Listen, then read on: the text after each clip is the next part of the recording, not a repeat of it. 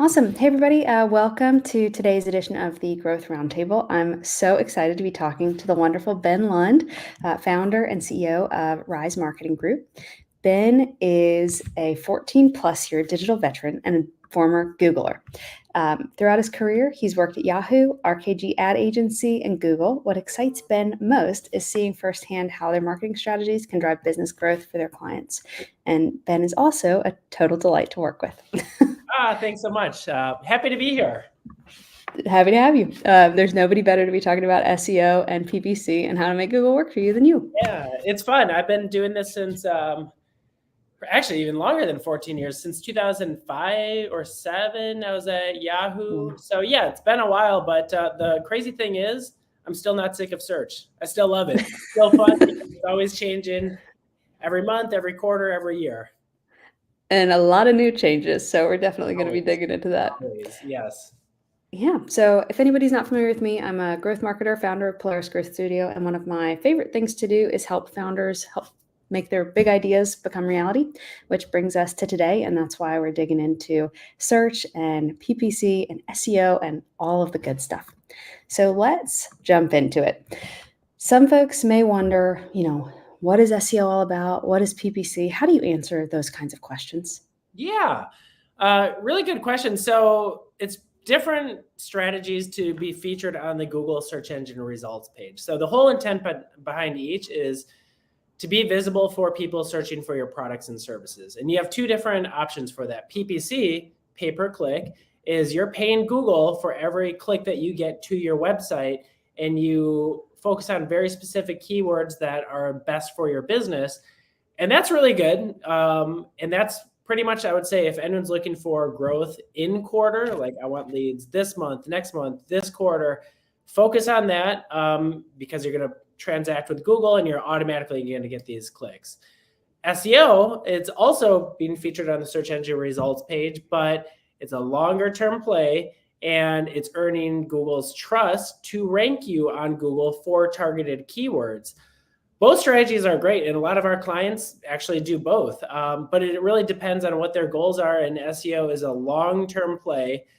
But if you stick with it, it will probably be your most profitable channel, but both can work extremely well. But that's what the difference is, PPC and SEO, different positioning on the Google search engine results page. One, it's a transaction directly with Google for pay for that traffic, and the others is just earning that trust with Google. Awesome. Such a great explanation. I sometimes describe SEO as, organic visibility. It's art and science. You're really trying to understand your user and provide the right content to them at the right moment, educate, all of that, educate, inspire, all the good stuff. Whereas ads really do the same thing, but in a different way. It's more like it's a little bit closer to the sale because somebody's going to click on an ad when they're ready. Mm-hmm. So it can be interesting, how you balance those.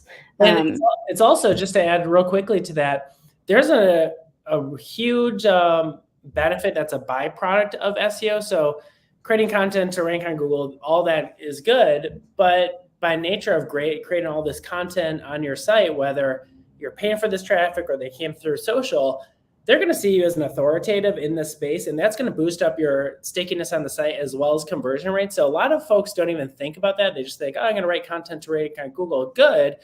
But actually what you're doing is you're really building an authoritative, be an authoritative source. So that's also a huge benefit that's often overlooked, but just naturally happens.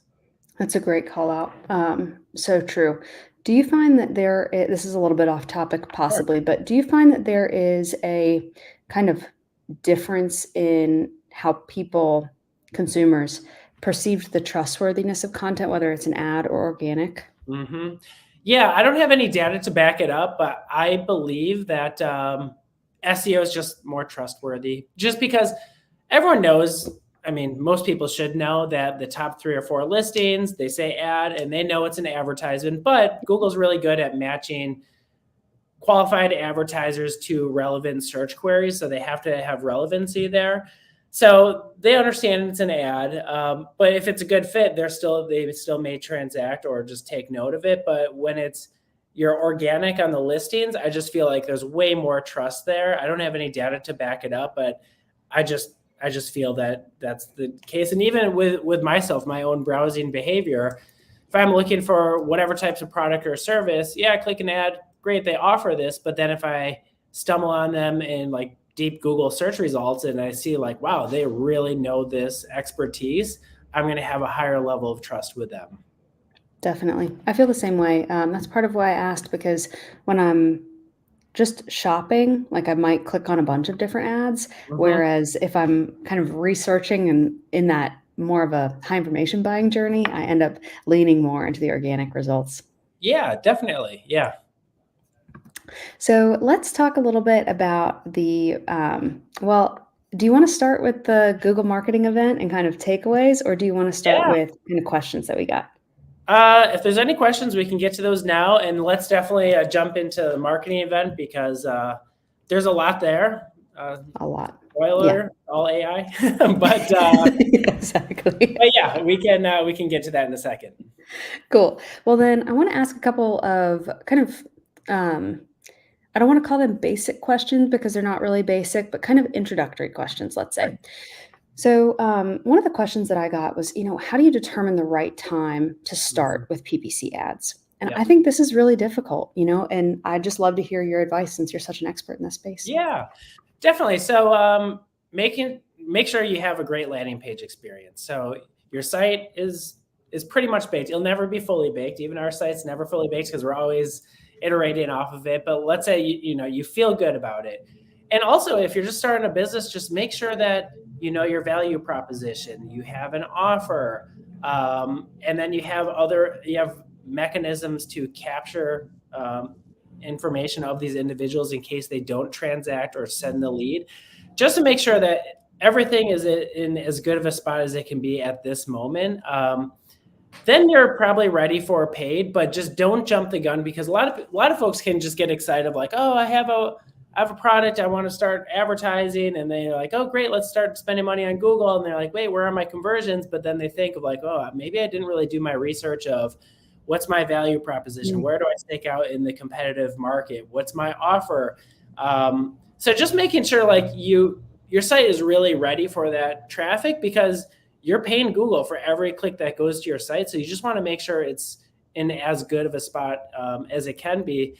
And also that another thing that's super helpful is that you have some level of budget. Now, everyone's budget's going to vary based off of what their goals are, but I would set aside a budget that you can invest in Google for at least 2 to 3 months just to get some baseline and some good learnings because yes, you're going to start to get clicks to your website right away, but you're going to start to get learnings of which keywords convert, which ad copy works the best, what landing page. So don't just do ads if you're like getting all excited, like, oh, I'm going to launch 2 weeks of ads. Like, well, what are you doing with that? Like, just take a step back. So that's what I would recommend. Just make sure that you are ready for it because you're paying for this traffic and you want to make sure that it's as effective as possible. Absolutely. I think we were talking, this has probably been a year and a half ago now, but we were talking about kind of the importance of having a solid organic conversion rate. And I think you said something like there's no point in driving a bunch of traffic to your website if you're not able to convert it at least 2.5% or higher.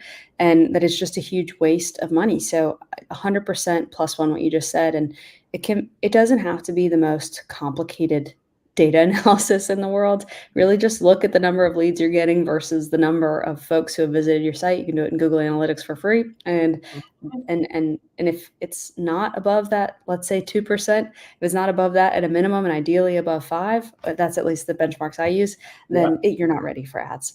Would you Yes. agree with that? Oh, absolutely. I'm really glad you brought that up. And sometimes folks will come up to us and be like, oh, we want to start doing ads. I'm like, okay, great. Like, can we, like, what's your conversion rate? How many customers? Like, well, we don't really get too many right now. I'm like, well, why are you going to send more people to your site? Figure Yeah. that part out and then start driving people to your site. So yes, that is a huge requisite that should be considered. Awesome. Awesome.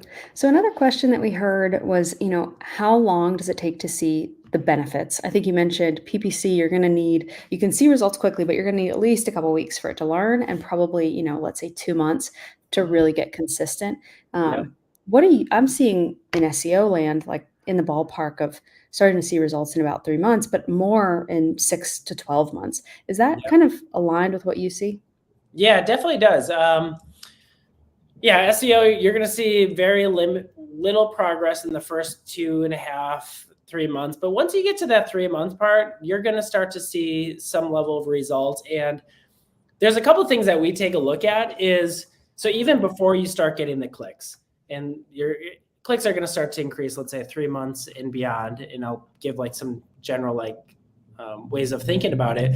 But even before you get that click, you want to look at some key indicators that those clicks will start to happen. So for example, you can use a lot of great tools out there. We really like SEMrush. Is as you're doing SEO, as you're producing high value content, how many keywords are you ranking for? Today, maybe you're ranking for 100, but if you keep on producing content every month, you're like, oh, now I'm ranking for 110, 115, 120. It doesn't mean that you're getting those clicks yet, but now Google's starting to rank. And then also looking Google Search Console and see, are your impressions increasing? And impressions is just basically if someone does a search on Google, your listing is there. It doesn't mean that they clicked, but they're there. So early indicators that we really like to look at in the first couple months before you get the clicks. Are you starting to rank for more keywords? Is your average position starting to increase? Are your impressions starting to increase? Because if you focus on those, the clicks are just going to inherently come. And then 3 months and beyond, then you should start seeing an increase in traffic. And I really like to share it with clients. It's almost like investing in an annuity or like compound interest, where it's like month over month, the gains aren't that exciting. They're really not. Maybe 5% increase, 7% increase. But what does get exciting, if you get what's called 7% increase month over month, 7% increase on 7% increase on 7, and it's like it starts to see a little like exponential curve.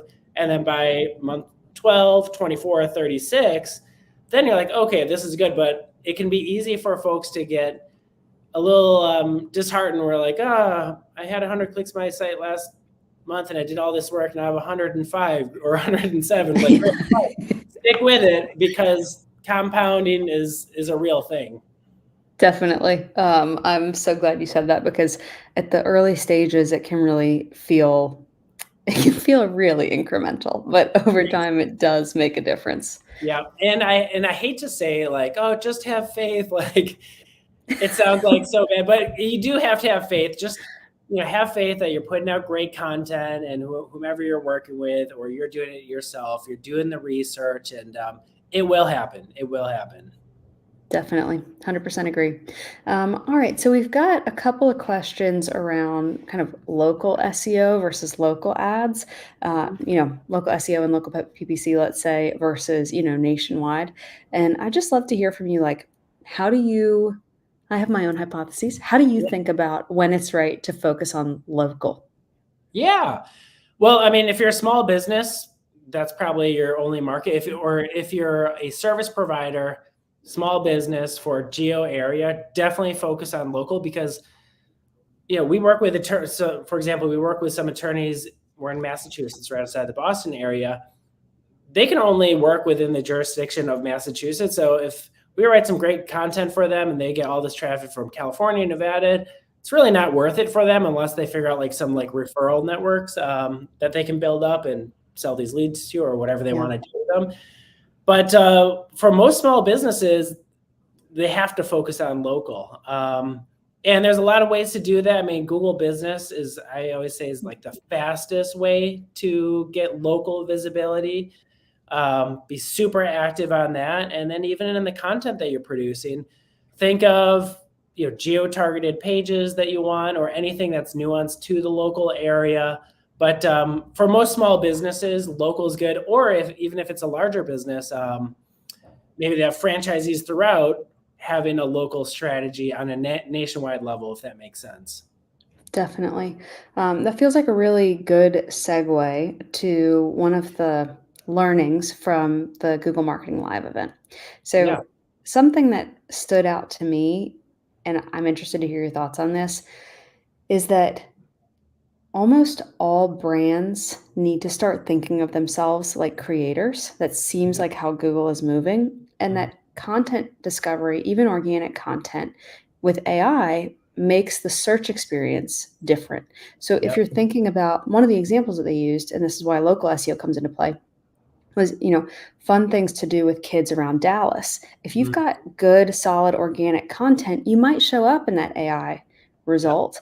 And that's kind of a local SEO, local Yes. play Yep. that, you could juice maybe with local ads. But even if you're a local business and you've been saying, I don't really need to do SEO because, it's just not that important for me. Yeah. Now, with the way that Google operates and the way they're anticipating consumers will use it, it becomes more important. Yeah. Yeah. It's super interesting. So yes, you need to have that. Definitely think of yourself as a content creator. Um, and if you don't have content that answer these types of search queries, these long tail search queries, which I'm going to get into in a little bit, you're not going to have an opportunity to rank. And Google actually mentioned something that's super interesting, that they are actually seeing most of their search growth from long tail search queries. So if anyone's listening, what a long tail search query, it's a very long search. So as you just mentioned, like best places to go in Dallas with kids, and you can even add to it 5 and under or whatever it might be, versus fun things to do in Dallas. That's more of like a head or a torso Mm, word. But what Google's seeing is more and more searches are that long tail search, because search is getting much better. Maybe 10 years ago, if you put in that long tail search query, there wouldn't be content to answer that or an AI tool to answer that. But now people are searching that, and even shopping, instead of men's running shoes, men's 10 and a half running shoe, wide foot, high arch, like whatever it is. But that's how people are searching. And with Google's AI, which anyone listening now, they just rolled it out in the US within this past week. So if you do some of the searches, not all the searches, you'll see like an AI response, and it's to help answer those very long tail questions. And then they're even including organic links that people can go to the sites that may be relevant to that. But yeah, you need to have content. People are at search is not going to go away. People are going to continue to ask, but it's getting much more in depth and descriptive. So yeah. definitely, 100% agree. And, to address the elephant in the room, there probably have been consumers who moved away from Google into ChatGPT to get some of their answers. However, the changes that I'm seeing in Google search with the ability to see sources of data Mhm. feels really valuable. Google will get better at their AI results. And I could imagine, I'm not saying that this will definitely happen, but I could imagine a swing back towards Google because they just have so much information and they make it so easy to discover new content, Yep. especially with YouTube and all the other visual and channels that they've got. So Yep. I'm I think there was probably a wave of folks who said, "Oh, with ChatGPT, I don't need to focus as much on SEO or any Yep. of that." I don't believe that's true anymore, I know. if it Yeah, was it's ever really true. interesting. Agree 100%. I think Microsoft came out of the gates really Yep. strong. And I was like, wow, ChatGPT. A lot of people are like, oh, it's way better than Gemini and Google or Bard. But yeah, no, I think it's going to swing the other way. And then folks asked me even just yesterday, is like, well, what does this mean? Are ads dead? Is SEO dead? And just to kind of piggyback what you're saying, so one, ads definitely not going away, because that's Google's lifeline of revenue. Yeah. They are absolutely not going to move away from that. That'd be a very poor decision. I think there's a lot of smart people like Google that understand that. So ads aren't going to go away. And actually, within the AI results, they're going to start to show sponsored listings, including shopping. And then in even SEO, I think they don't want to move away from content creators or make them upset, because if they're not valuing the content that's produced, people are just going to stop producing content, and then the search engine and the internet's not going to be as impactful and valuable. So as you just mentioned, within the AI results, they're actually putting some type of citation or relevant article. So from an SEO perspective, even though it gives you an answer, you still have an opportunity to rank and earn those clicks. And a lot of you, I don't have data to back this up, but I expect that a lot of users may not trust the AI response completely, and they will want to Yes. also do their own research before they make that decision and I expect that. those links. Definitely, definitely agree. I expect that to happen, and it also it to me feels like it's a really good opportunity for non-technical SEO because the way that Google is able to understand and interpret content now and understand search intent and relevancy a little bit differently, it's not as much, the 90s and early 2000s of keyword stuffing. That's been dead a long time, so don't do that.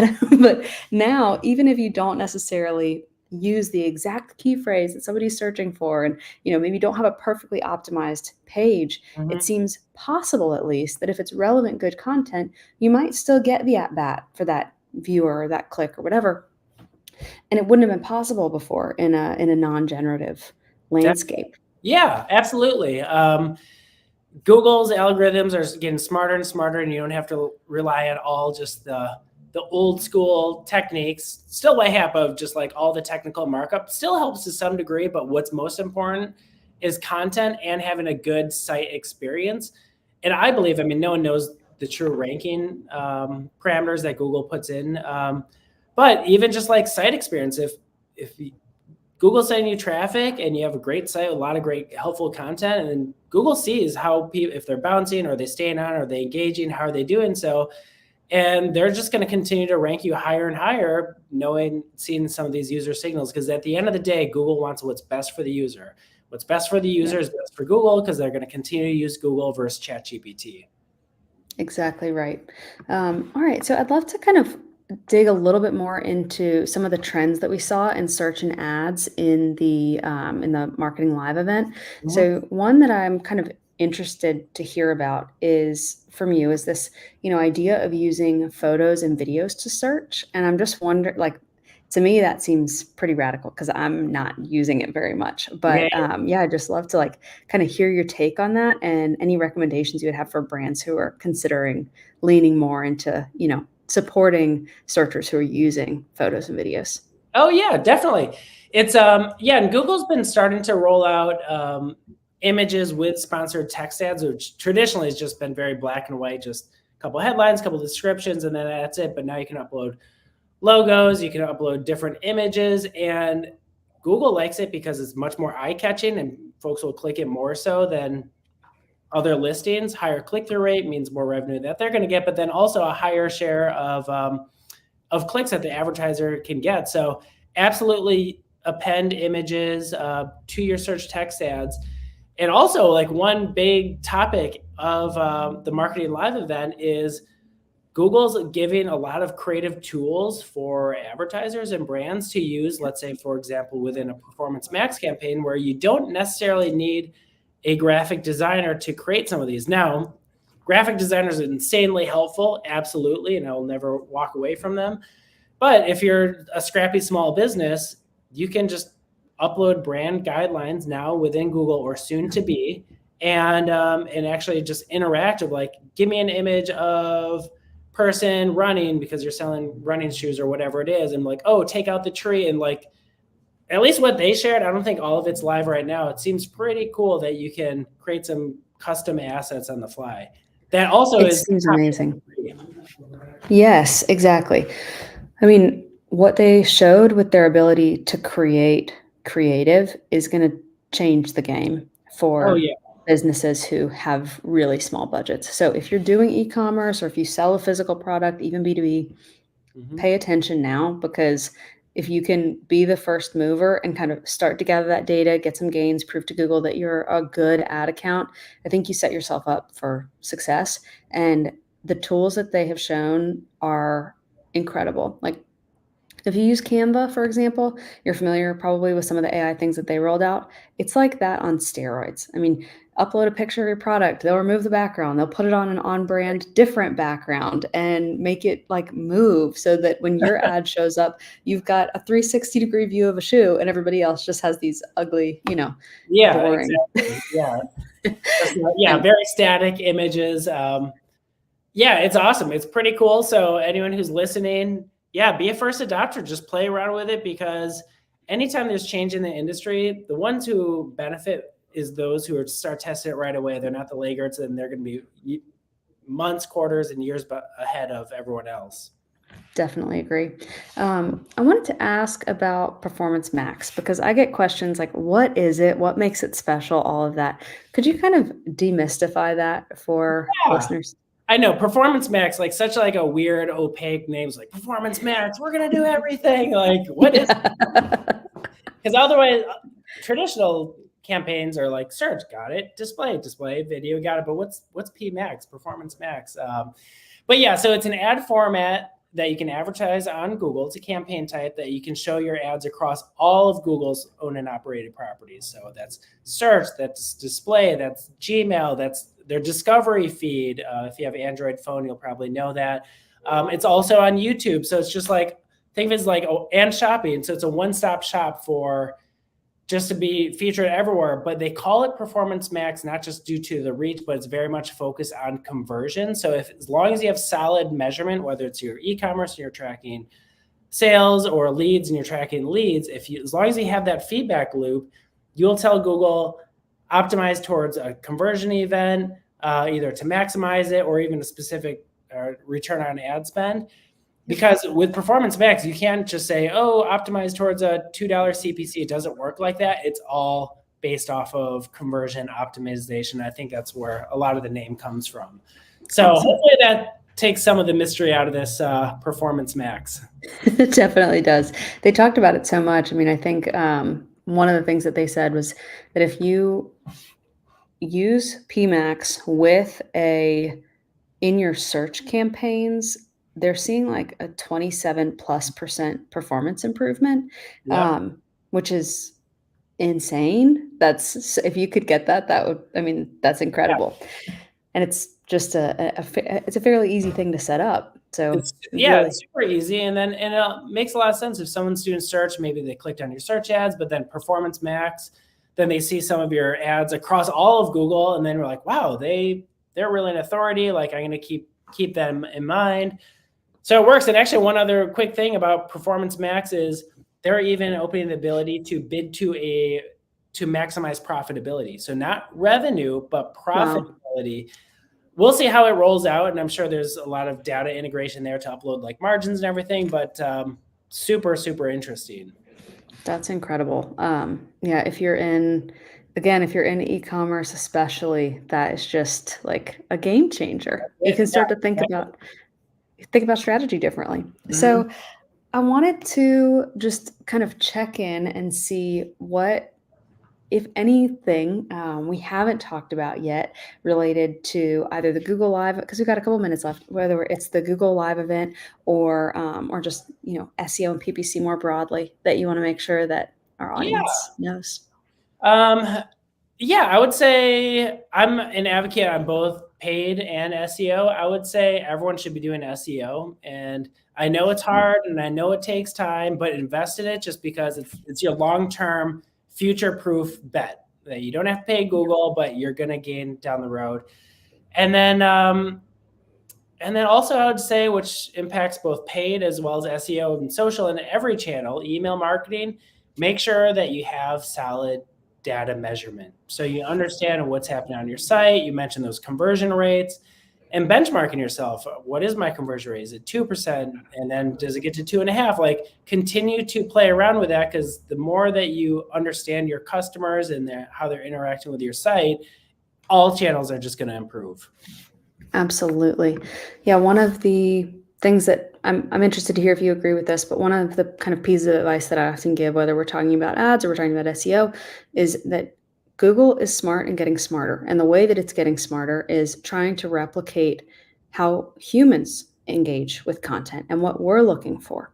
Mm-hmm. And so the ideas of being, you can be intuitive. Relevancy is always important. Relevancy and accuracy are the name of the game now. And even if you don't have data, if you know that your consumers are asking specific questions related to how they buy products like yours, then just answer that. Even if you see no search volume, even if you don't see it as a good, it's not a good keyword for ads. Just, trust trust your knowledge and trust that as Google gets smarter, you'll win. Yeah.